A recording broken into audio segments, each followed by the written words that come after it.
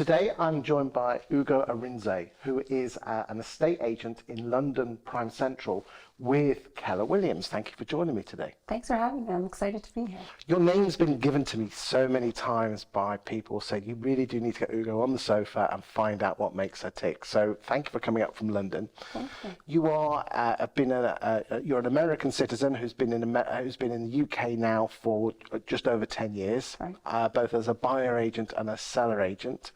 You with the Keller Williams Prime Central London, and as I said, you deal in Prime Central properties. Correct. I know your stats are absolutely amazing in terms of the amount of business that you turn over. So what I want to do is find out a bit about you, to find out what makes you tick, so we can share your story with the boys and girls out there in estate and letting agency land. Is that okay? That sounds great, yeah. Good stuff.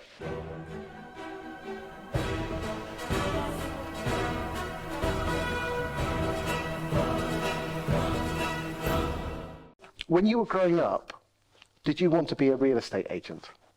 I noticed I've said the word real estate agent there, not estate agent. Correct. Well, yeah, growing up in the States, no, that was not my initial aspiration at all. No, it was probably more medicine or being a doctor. What was that? Was that because your parents were kind of, you were either going to dentistry, medicine, Correct. or... So born in Nigeria, raised by Nigerian parents in New Jersey, it was pretty much you had your choice of 3 or 4 professions, one being medicine. So yeah, that was... So did you go to medical school and... No, I actually went down the path of business school. I got an MBA in finance and pursued investment banking route, actually. So that became acceptable at some point. That's what I had to say. Being brought up by Nigerian parents, I have a number of friends who are Nigerian, and the Nigerian parents have a certain, of being quite concentrated on their kids and wanting them to do well. And was that an advantage or a disadvantage for you? Yeah, I mean, I think it's a bit of both, right? So I think it's really clear on identity and what is expected of you, and education being very powerful in our house. I had a mother who was very much an entrepreneur, so she, you just saw her hustle factor, and then I had a father who was a pharmacist, so you saw the stability. And we were raised, 4 of us, and we all got our undergraduate degrees. So we all came out with degrees. So were you born in America or born in Nigeria, actually? So how old were you when you moved across then? We left. I was 3.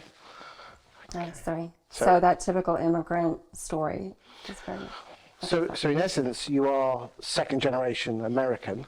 Would that be fair? Would that be a fair? Yeah, or actually first gen. I don't know. Yes. Yeah, because I was born in a different country and came over. So why did your parents emigrate to America?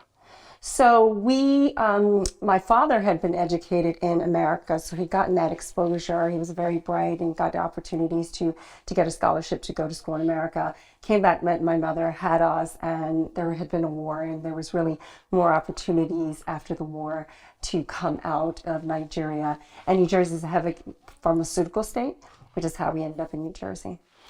So what other jobs do your siblings do then? Are they in similar sort of... One's also an investment banker, one is in real estate, and one does film production, actually.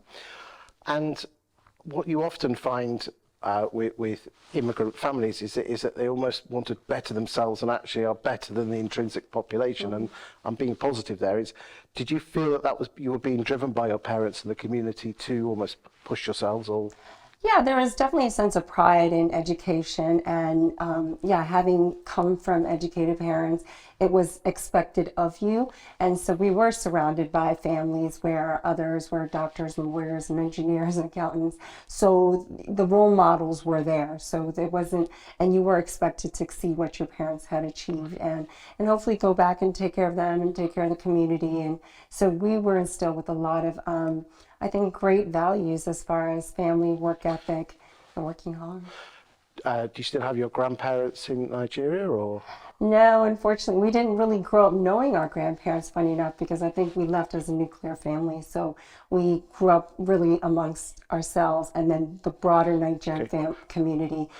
And what values did your mother teach you? Gosh, well, I just lost my mother at Christmas, so I've had so much time to reflect on this. Please accept my condolences. Thank you. Hard work. and sense of community. And really, our house was that lightning rod for others. So truly a heart to serve, I think, is what I've come back. And the people who've come back and given stories of her, what she meant to them, has become a legacy that has really inspired Everyone me, in the actually. neighborhood used to. Yeah, just literally coming and saying, your mother held my hand when I was going through something. Your home was our home. And we did. Our home, you were always giving up your bed or sharing with an auntie or uncle coming over. And our house was welcoming. There was food, there was conversation, and there was love. So definitely. Can't have much more than Yeah. that. And she was a hustler. Can I say that too? course you My can. mother was incredibly hardworking, and she built herself up from no formal education to getting a college degree to building real estate, funny enough, in New Jersey, becoming a landowner, and just leaving a legacy that's tremendous. That's amazing. I'm sure your mum would be proud of you, of what you've We done. hope so. We hope What so. about your dad? What did he bring? What did he teach you? I think he brought stability. He was a pretty laid back person, but just one of the things I admire about my father is just showing up every day. He showed up every day for the job at hand, enjoyed his work, and loved his family. So I just think that stability of just somebody showing up every day, and she was kind of out there pushing and always striving for more. And he was just pretty much like happy with where he was at. So you went to New York University and got your MBA in business, and you became the associate to the managing director of the real estate arm of the Bank of America. What did you learn there? Well, over the course of 10 plus years, I rose up through the ranks and got to that MD level. One of the things I think in structuring real estate deals particularly was attention to detail, getting familiar with all the different asset classes of real estate. So we used to underwrite across the board, fairly large loans we would do. As an associate, you start off creating what we call bank books, and they were books you would need to attract other banks into the syndicate. And attention to detail was so important. I think also what I learned was being in a room with people who didn't look like me and having to build conversation and rapport. And finally, I think one of the things when you worked with so many other banks, and if you were the lead bank, you had to make life easy for them. I found that over time, the more you could spoon feed somebody and give them information, the easier you're making their life, and they're more likely to get to a yes, which is ultimately what we wanted. So go the extra mile, give the information, make things clear, and attention to detail. Don't slack off on the small stuff. How did the Bank of America cope with the credit crunch in 08, 09? Yeah, we were in the middle of it. So we went from obviously focus on generating leads and pushing leads and getting loans done and securing them, to basically trying to right the ship and get back funds from developers and others who were now in financial trouble. So you really went from a business development space to now trying to kind of liquidate out the loans that were on the books. What did you learn at that time? Well, I learned that things have to make financial sense if you're going to do something. And there was a space where we had gotten and as did many banks, had gotten so aggressive in their lending, such that developers it didn't even make financial sense to hold on to those properties anymore. So I think we really need to be careful on the buy side, as I say, you make your money on the buy, in how you go into a deal, right? And think about those worst case scenarios, I think is really important. In 2010, you moved to the fair sceptred Isle of Britain. What made you move to England? Well, I'd been with the bank for over 10 years and really was looking, and along the way I'd bought property, I've done some flips, has really started liking individual real estate, so really started appreciating that.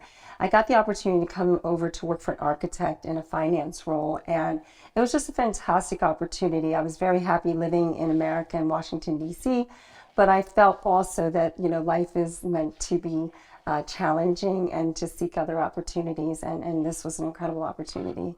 And oh, by the way, it was in London. What's particularly attractive about London for Americans? Well, I can honestly say I hit the ground loving London. I loved it from an architectural space. It truly does feel like the center of the universe, because I think, Americans say it's the melting pot, or New York is the melting pot, but London feels so global. And so that was very attractive to me. I think, as I said, the architecture, the history, beautiful homes. So let's start with that.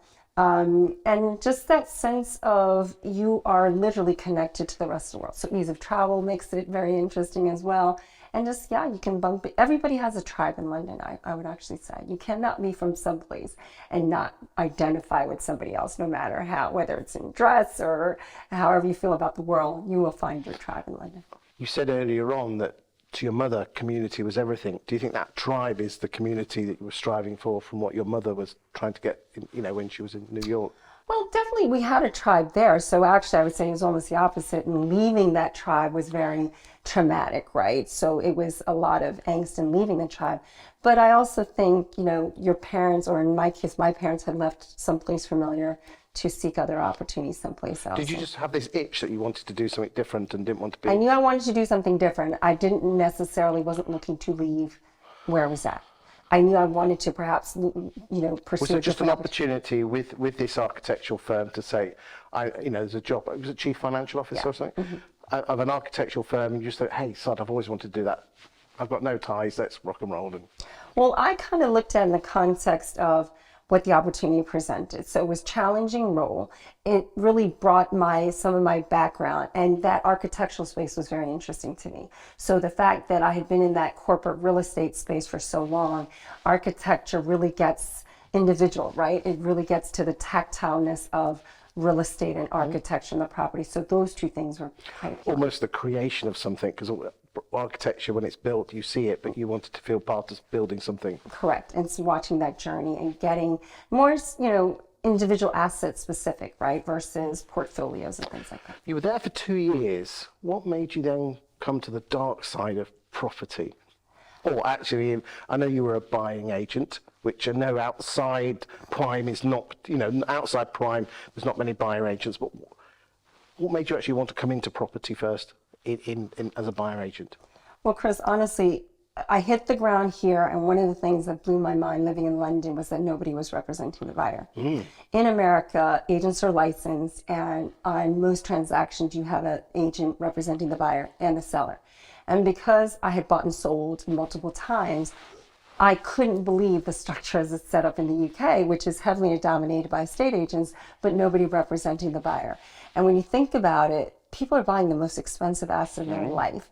How is it that nobody is actually looking out for them, negotiating on their behalf, helping them understand that journey, holding their hand?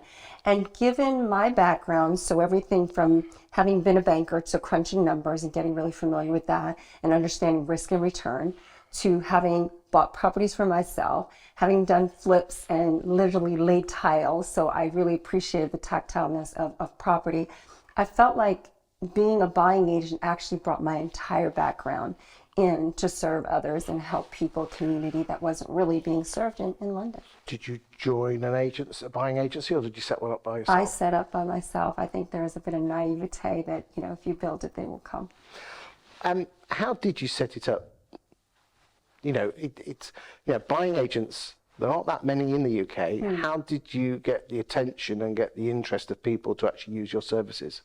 Well, I thought that there was two networks I could really tap into. One was being American, right, and recognizing that London is a very appealing city for Americans, so I could tap into that community from abroad.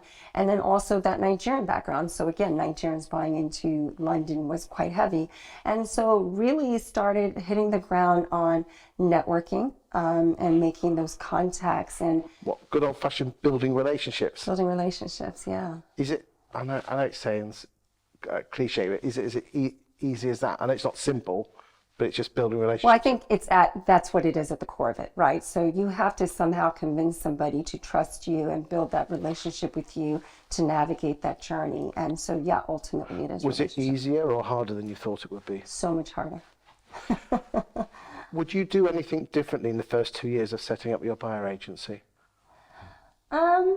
Well, I will say that having joined Keller Williams, there was a lot of mindset issues that I think in training that I wasn't aware of. And coming from that corporate background, that investment banking background, I kind of say you don't know what you don't know. So I was very transaction oriented in ways, and yet there's so much more in journey of being an entrepreneur that involves the concept of failure, right? And what are those roadblocks and obstacles along the way, that when you think about that Nigerian upbringing, which is like a singular, get a good education, get a great job, and you'll just climb. And we don't talk about failure. We don't talk about disappointment. We don't talk about mindset. We don't talk about motivation. And so when you do have those setbacks, I think you wallow in them longer. So I think if I had known more about the power of self-improvement and self-development and getting those resources in earlier, it would just probably have helped the journey. So you were with your own buying agency for 3 years, and then you decided to bring sales in as an extra string. Why was that? Because you joined the Keller Williams team, didn't you? Yeah, well, I think it kind of started with, I was having some success, but I was not having a level of success I had wanted, if I'm going to be really honest. And so funny enough, the agent that used to sell me property in America, she joined Keller Williams and then made me aware of that they were now in London in the UK. And so when I had some of those conversations, one of the first things, again, I realized is you don't know what you don't know. And there were others, especially with the US model, which is really about helping you to grow your business and giving you the resources that you needed. And those things became very appealing to me, was that I wasn't going to be journeying alone. I would have a level of training and support that I didn't have on my own. And that became appealing. And then, yes, to add the sales side of it now gave us a real opportunity to be a boutique one-stop firm. And that's really what we celebrate and offer, is that we do the buying, the sales, the lettings, and property management, and can look after clients from start to finish. Would you recommend someone join Keller Williams? Yeah, I think the self-employed model attached to a brokerage or a realty company can definitely have appeal. And I think it's getting those resources and training and networking that you might not get on your own.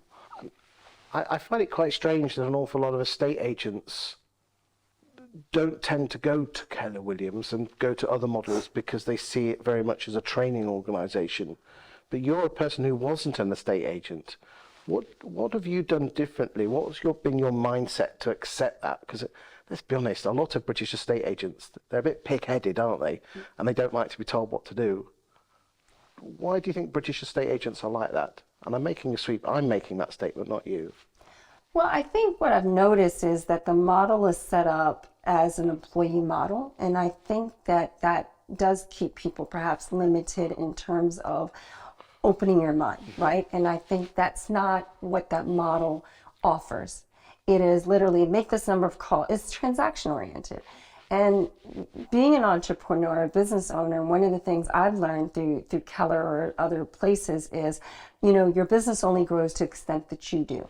And so if you're not constantly in a mode of learning, and that does take humility, right? That does take an attitude of where can I expand and grow? Then you're probably going to get to a certain level or ceiling and not reach your potential. And I'm always striving to reach my potential. So now you're in prime London. Are you still tapping in onto the American and Nigerian market, or have you expanded your wings slightly now? Heavily focused on international buyers. So we do definitely feel like we specialize in that. And yes, the American segment is definitely a specialty for us. Again, I have a YouTube channel myself, and we speak to that audience very regularly. And I try to say I speak Americanese, right? So really helping Americans understand this is how it works in the US, but this is how it's going to be very different, and we can bridge that for you. It's interesting that you've almost niched into some certain markets. Do you think other estate agents need to niche down to actually, instead of trying to go for the whole market, niche down into their specialization? Well, I think you should play to your strengths, right? And I think if I get to be the American estate agent in London, that's an identity that why would I fight that, right? And so often, yes, I will get the pushback, say, with a local seller that says you're not a high street agent, and they see that as a weakness. I can help them understand why it's not. But inherently, an American is going to say, oh, yes, you understand me. You understand how it works from there. So that transition for them is much easier, and that communication. So I think playing to your strengths is a good thing. What advice would you give to someone wanting to become a buyer's agent? Because I mean, selling a properties, most agents watching this will know, but becoming more of a buyer's agent. It is so relationship driven. So number one, do it because you believe in helping somebody along that journey. And I take it as an honor to help somebody during that phase of their life, whether they're first time buyers who don't have a clue, to somebody who is divorcing, which is, you know, one of my current clients, and being on that journey to help them find their next home and what that represents, or if somebody's upscaling or downsizing. But it could be a long process as well, right? Because if that ideal property could be months down the road. And we always say to clients, you're not going to get any pressure from me. We want it to be right for you when the time is right. And so if you don't have that heart to, I think, journey with somebody, then buying agency might not be the best thing for you, because it really is going to be perhaps a longer cycle. And again, I don't want to know figures, but in terms of trigger points, do you charge money when they come on board, or is there a success, or is it a bit of both? Yeah, we take an upfront retainer, and then we do charge a success fee at the end. And that just means that we're working with serious buyers and we're demonstrating, we're setting that relationship up so we're on the same page. So by being a buyer's agent, your job is to find out properties that are off the market, build relationships with other agencies to find out where those properties are, and then also you need to be building relationships with future buyers. Yeah, but not necessarily strictly off market. So sometimes we say we're going to be using the same portals that you are using. But what we do bring in that situation is understanding of what your needs are, and we can filter it down. And we have a fully established process now in how we demonstrate that to our clients. I would ask, why would someone want to give you thousands of pounds when they can go and look on Rightmove? But I suppose these types of people, it's not about the money, is it? Well, it's not, but we can also demonstrate that we do have the data to show that we are saving our clients on average well in excess of our fee. But it's on top of the service. And yes, it's that value that you demonstrate that you can bring to somebody. I know we're going to talk about it in a little more depth in a separate video, but are you surprised that more British agents aren't buyer agents? So surprised. And I really do hope it's where the model goes to, because when you think about it, Chris, there is such conflict of interest, right? When you have a buyer coming to you as an estate agent to negotiate with you when you work for the seller, and why the government has allowed that. So I feel there's a huge opportunity, and I really do feel like more agents should perhaps look into that. I do, though, feel they should do the homework on it. Because sometimes I think people get the one-off opportunity to be a buying agent and then they're scrambling to put it together. No, no, no. What you want to do is create a service, right? And again, what we've done over the years is show that this is the journey we take you on. This is how we work. And then people feel at ease with that, not that you're trying to figure it out as you go along. I think there's an opportunity here for someone to do teaching of how to be a buyer agent, isn't there? There's an opportunity for you. What's the future for Ugo then? What's the future for you? I think it's continue to grow Onyx as a premier boutique estate agency in prime central London and serving clients at a very high standard. Thank you for your time today. We're going to do some other videos, more specifically about particular topics. Okay. And if you want to watch those, they will be on my YouTube channel. Thank you for your time today. Thank you so much. I enjoyed it.